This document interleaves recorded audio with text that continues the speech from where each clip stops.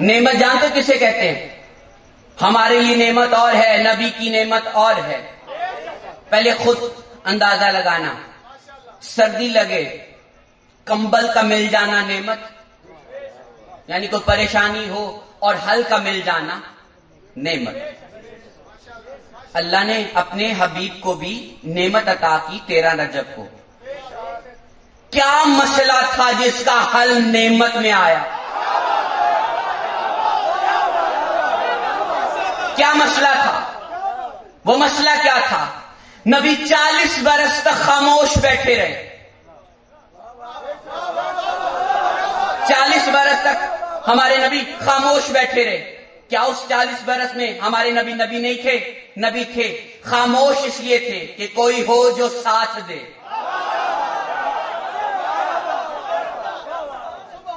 اس کے بغیر یہ نہیں مانیں گے۔ نئی بات سمجھ میں آ رہی؟ 360 گوت، 360 قبیلے، ہر قبیلے کا ایک سردار، وہ طاقت میں، دنیاوی مرتبے میں اعلیٰ، دنیاوی مرتبے میں، سمجھا رہا، دنیاوی مرتبے میں اعلیٰ۔ 360 کے ساتھ اکیلے نے لڑنا ہے۔ اب ایک نقطے پہ لانا چاہ رہا ہوں۔ میرے اللہ نے اپنے حبیب سے کہا 360 سے لڑنا ہے، اور میرے حبیب ہم نے تمہیں رحمت بنا کر بھیجا ہے، اور تلوار تم نے نہیں اٹھانی۔ پہنچ گئی؟ مسئلہ سمجھ میں آیا؟ مسئلہ سمجھ میں آیا؟ مسئلہ یہ ہے کہ 360 سے لڑنا بھی ہے اور تم نے تلوار بھی نہیں اٹھانی۔ تو پھر رسول کو کہنا پڑے گا، اے اللہ میں تو رحمت ہوں، بھیج اپنا جلال، قہار، جبار، کیونکہ میں تو رحمت ہوں، رحمت تلوار نہیں اٹھاتی۔ مسئلہ ہے نا؟ اب کوئی چھوٹا موٹا بہادر آ جائے تو نبی کے شایان شان نہیں، تو یہ نعمت نہیں ہے اگر نبی کے شایان شان نہ آئے۔ حمزہ بھی تو بہادر ہے،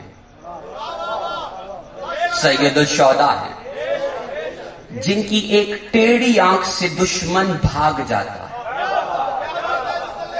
مگر میرے نبی کے شایان شان نہیں ہے، کیونکہ منصب یہ ہے کہ محمد بن عبداللہ کا چچا ہے، محمد رسول اللہ کا نہیں۔ دشمنی رسول اللہ سے ہے، محمد بن عبداللہ سے نہیں۔ اب کسی ایسے کو بھیجنا پڑے گا جس کے ساتھ بھی اللہ لگتا ہو۔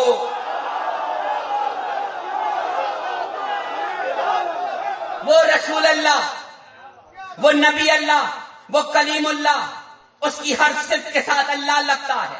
اب مانگ رہا ہے تو اللہ بھی اسے بھیجے گا جس کے ساتھ لگتا ہو ید اللہ، عین اللہ، لسان اللہ۔ جب تک لسان اللہ نہ آ جائے نبی اعلان نہیں کریں گے۔ سمجھ میں آ گئی بات؟ سمجھ میں آ رہی نا بات؟ تو میں سمجھانا چاہ رہا ہوں، جو نہیں سمجھے ان کو سمجھانا چاہ رہا ہوں۔ 13 رجب نبی چل کے گئے کعبے میں۔ کون نبی؟ جس کو اللہ کہہ رہا ہے اے میرے حبیب وہی آئے گی جہاں تو بیٹھا، اے میرے حبیب جہاں تو لیٹا ہو وہی آئے گی، اگر تو چادر کے نیچے ہے تو وہی آئے گی، اگر تو دوران نماز میں ہو تو وہی آئے گی، اگر تو میدان جنگ میں ہے تو وہی آئے گی۔ وہ وحی خدا ہے۔ لسان اللہ میں اور وحی خدا میں بہت فرق ہے۔ وہی آئے گی جہاں تو ہوگا، مگر لسان اللہ وہاں آئے گا جہاں اسے ہونا چاہیے، ید اللہ وہاں آئے گا جہاں اسے ہونا چاہیے۔ اے میرے حبیب جہاں بھی ہو پہنچو ہمارے گھر، پہنچنا پڑے گا۔ کیوں؟ لڑنا ہے 360 سے جو بے جان ہیں مگر طاقت رکھ رہے ہیں، ان سے لڑنا ہے تو میرے حبیب لینا ہے تو آؤ ہمارے گھر میں. کب آئیں، کیسے آئیں، کس طرح آئیں؟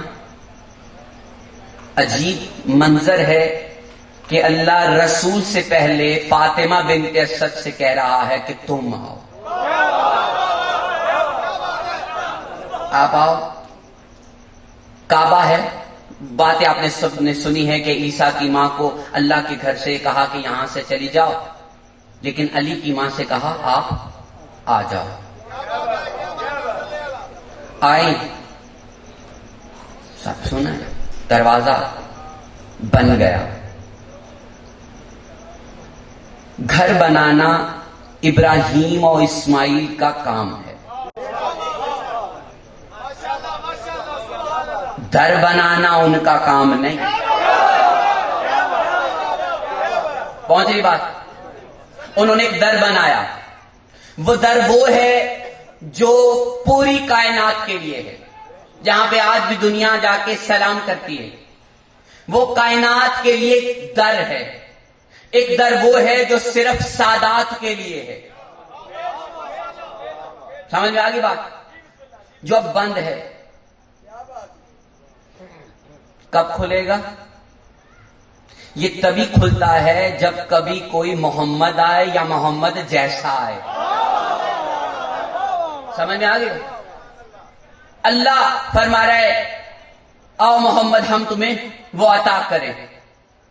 اور جب عطا ہوا ہے، اب جب ہمیں نعمت ملتی ہے تو ہم دیکھتے ہیں کہ وہی ملی ہے جو مانگی تھی، ہے نا؟ ہم دیکھتے ہیں کہ جو مانگا ہے وہی ملا یا کچھ اور ملا ہے. ہمارے نبی کے ہاتھوں پہ جب نعمت ملی، میرے نبی نے پہچان کے لیے، اپنی پہچان کے لیے نہیں، کائنات کی پہچان کے لیے کہا یا علی کچھ سناؤ، یا علی کچھ سناؤ. اب نعمت پہ فرض ہے کہ وہ کہے کہ وہ سنائے. ہے فرض ہے نا. نبی تو کنکریوں سے کہے تو وہ بولے. کنکری سے اگر کہے کہ کلمہ پڑھو تو وہ صرف کلمہ پڑھتی ہے. نعمت پر جب یہ سوال ہو کہ کچھ سناؤ تو پھر آگے سے ایک اور سوال آتا ہے کہ کیا سننا چاہتے. فرق واضح ہو گیا؟ کنکری سے پوچھو وہی بتاتی جس کا سوال ہوا ہے. ایک صاحب منصب دوسرے صاحب منصب سے سوال کر رہا ہے کچھ سناؤ، اور دوسرا صاحب منصب پھر سوال کر رہا ہے کیا سننا چاہتے ہو؟ توریت، زبور، انجیل، یا جو ابھی اترا نہیں وہ قرآن؟ یا جو ابھی اترا نہیں وہ قرآن. سننا کیا ہے؟ سب سنایا. اب نہیں سمجھ میں آ رہی بات کہ نبی نے کھڑے کھڑے توریت بھی سن لی، زبور بھی سن لی، انجیل بھی سن لی، قرآن بھی سن لیا. قرآن نے کہا میرا نبی نہ تو بہکا ہوا ہے نہ ہی الٹی راہ پر. بہکنا پتہ کسے کہتے ہیں؟ جو کبھی بھول جائے، بھول جائے، سنی ہوئی بات بھول جائے. بہک جانا. میرے نبی نے پورا قرآن تو سن لیا، یہ وحی کا بار بار انتظار کیوں ہے؟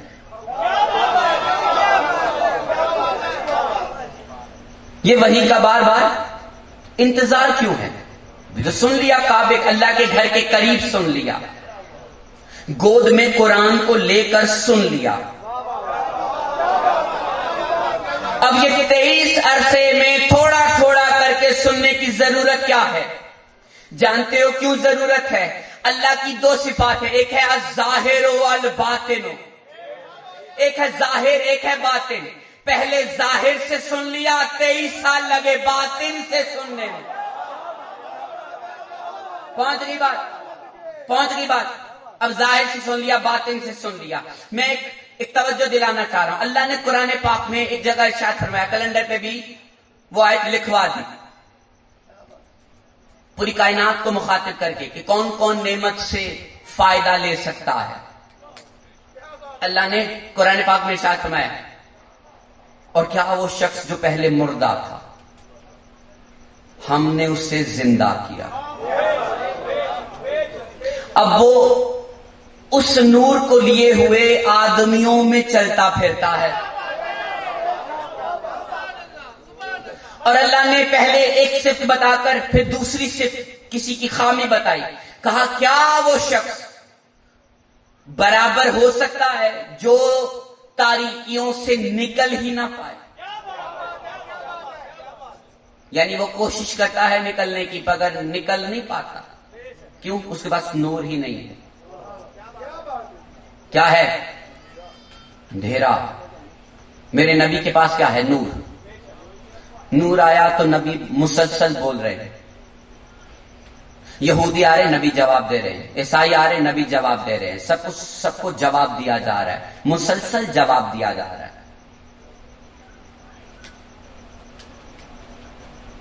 نبی سے جب سوال ہوتا ہے،